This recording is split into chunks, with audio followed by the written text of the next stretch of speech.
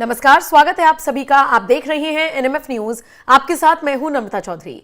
दिल्ली विधानसभा चुनावों के नतीजों में बीजेपी ने जिस तरीके से प्रचंड जीत हासिल की, उसके बाद से ही आम आदमी पार्टी के हार के कारण क्या रहे, इनको लेकर चर्चा हो रही है। और सोचिए, 27 साल बाद बीजेपी जैसी पार्टी अगर दिल्ली में सत्ता में आती है तो सवाल तो खड़े होंगे ही कि आखिर कौन कौन से वो फैक्टर्स रहे जिन्होंने बीजेपी को जीत दिलाई। देखिए, एक तो शायद परिवर्तन की लहर थी दिल्ली वासियों में, इस वजह से बीजेपी जीती। लेकिन दूसरी तरफ राजनीतिक गलियारों में इस बात की भी बहुत जोर शोर से चर्चा है कि बीजेपी की मदद इनडायरेक्टली कांग्रेस और एआईएमआईएम करती हुई नजर आई है, यानी कि ओवैसी की पार्टी और कांग्रेस। वो किस तरीके से? माना यह जा रहा है कि जिन जिन सीट्स पर क्लोज फाइट थी आम आदमी पार्टी और भारतीय जनता पार्टी के बीच, वहां पर जिस तरीके से ओवैसी ने अपने कैंडिडेट्स को उतारा, कांग्रेस ने अपने कैंडिडेट्स को उतारा, वहां पर वोट कटे हैं और सीधा सीधा फायदा हुआ है भारतीय जनता पार्टी को। शायद इसीलिए जो मुस्लिम बहुल इलाके थे उसमें भी भारतीय जनता पार्टी की जीत हुई। तो फिर सवाल खड़े होने लगे कि क्या वाकई में मुसलमानों ने भी एकमुश्त वोट बीजेपी को दिया है, या फिर वोट कटने और बंटने की वजह से बीजेपी को फायदा हुआ। एक सीट से पूरा आंकड़ा समझने की कोशिश करेंगे कि दिल्ली में बीजेपी कैसे जीती और मुस्लिम बहुल क्षेत्रों में भी एआईएमआईएम यानी कि ओवैसी वाली पार्टी ने किस तरीके से बीजेपी की मदद की। बात करेंगे दिल्ली की मुस्तफाबाद सीट की, जहां से बीजेपी जीत गई। क्या यह जीत एआईएमआईएम प्रत्याशी ताहिर हुसैन की वजह से हुई? जी हां, इस सीट पर एआईएमआईएम यानी कि ओवैसी की पार्टी ने ताहिर हुसैन, जो कि दिल्ली दंगों के आरोपी हैं, उनको मैदान में उतारा था। और कहा तो यही जा रहा है कि बीजेपी की जीत का एक कारण तो कांग्रेस रही, दूसरा कारण ओवैसी की पार्टी रही। बात करें अगर आम आदमी पार्टी की, तो आम आदमी पार्टी के हार के 3 कारण रहे। एक तो कांग्रेस, दूसरा एआईएमआईएम और तीसरा बीजेपी। बात मुस्तफाबाद की करते हैं। यहां से चूंकि एआईएमआईएम ने ताहिर हुसैन को उम्मीदवार बनाया था, मुस्तफाबाद से बीजेपी ने मोहन सिंह बिष्ट को लड़ाया था। अगर आम आदमी पार्टी के कैंडिडेट की बात करें तो आदिल अहमद खान को यहां से लड़ाया गया था। अब वोट देख लीजिए किसको कितना मिला। मोहन की अगर बात करें, जो बीजेपी के टिकट पर लड़े थे, उनको 85,215 वोट मिले। आम आदमी पार्टी के कैंडिडेट को 67,637 वोट मिले, यानी कि आप अंदाजा लगा सकते हैं कि बहुत ज्यादा का मार्जिन नहीं रहा। इसके अलावा अगर कांग्रेस की बात करें तो अली मेहंदी को 11,763 वोट मिले।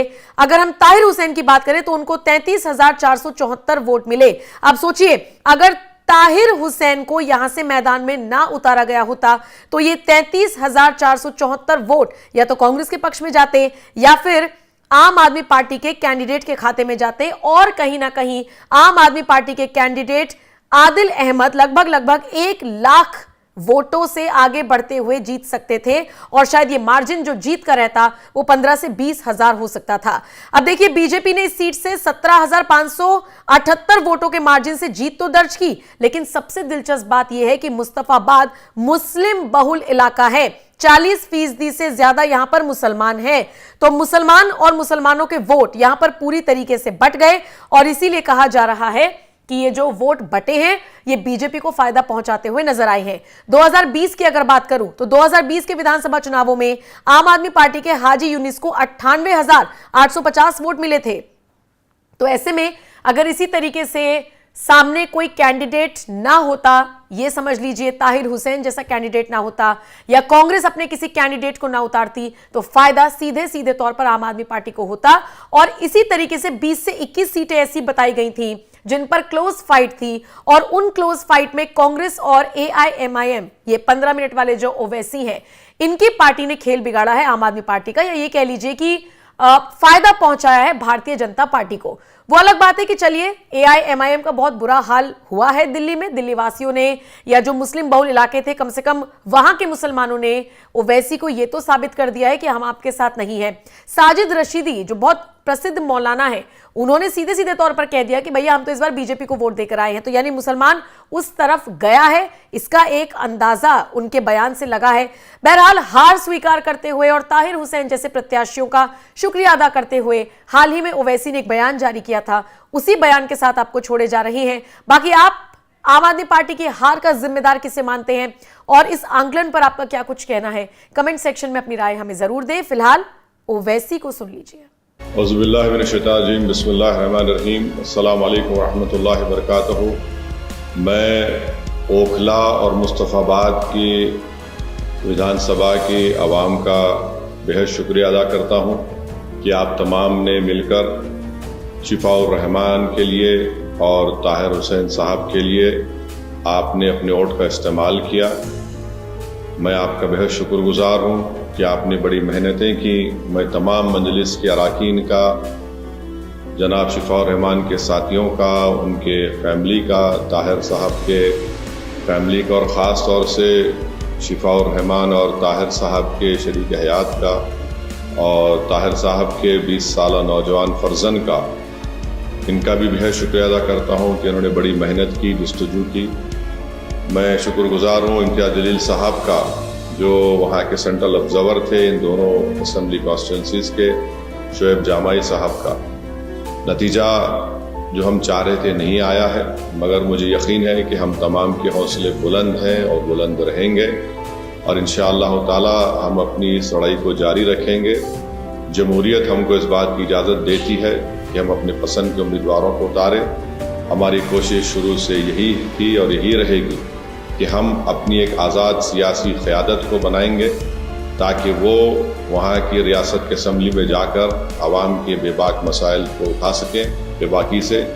तो इंशाअल्लाह कोशिश जारी रहेगी और मुझे उम्मीद है कि इंशाअल्लाह ताला हम तमाम लोग दुआ करेंगे कि ताहिर साहब को, शिफाउर रहमान को जल्द से जल्द और दूसरे जो लोग पिछले 5 साल से जेल में हैं उन तमाम को बेल मिलेगी, वो अपने घर को वापस आएंगे और इंशाअल्लाह मुझे यकीन है कि वो तमाम के तमाम बेकसूर साबित होंगे। मैं एक बात अवाम अन्नास को बताना चाहता हूँ कि नतीजे आने के बाद आप देख रहे हैं कि जो लोग अपने आप को बड़ा सेकुलरिज्म के दावेदार कहते थे, वो दोनों सियासी पार्टियाँ आज एक दूसरे पर बी टीम का इल्ज़ाम नहीं लगा रही हैं। इससे ये बात साहब जाहिर होती है कि जहाँ मजलिस इलेक्शन अगर ज़्यादा सीटों पर लड़ जाती तो ये फ़ौरन इनका ये हरबे हथकंडे इस्तेमाल करना शुरू हो जाते।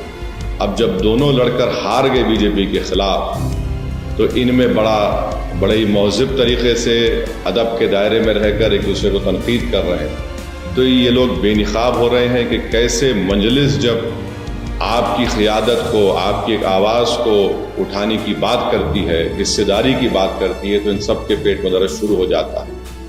बहरहाल हम अपनी कोशिशों को जारी रखेंगे। हमारी कोशिश यही रहेगी कि ओखला और मुस्तफ़ाबाद में विकास और तरक्याती का काम मुकम्मल हो, वहाँ के अवाम के बुनियादी मसाइल हल हो और हम इसके लिए कोशिश करते रहेंगे। मैं आप तमाम का बेहद शुक्रिया अदा करता हूँ और हमने मेहनतें की। अल्लाह हमारी इस मेहनत को, कुर्बानी को ज़रूर कबूल करेगा और इंशाअल्लाह आने वाला कल हमारा होगा। बहुत बहुत शुक्रिया।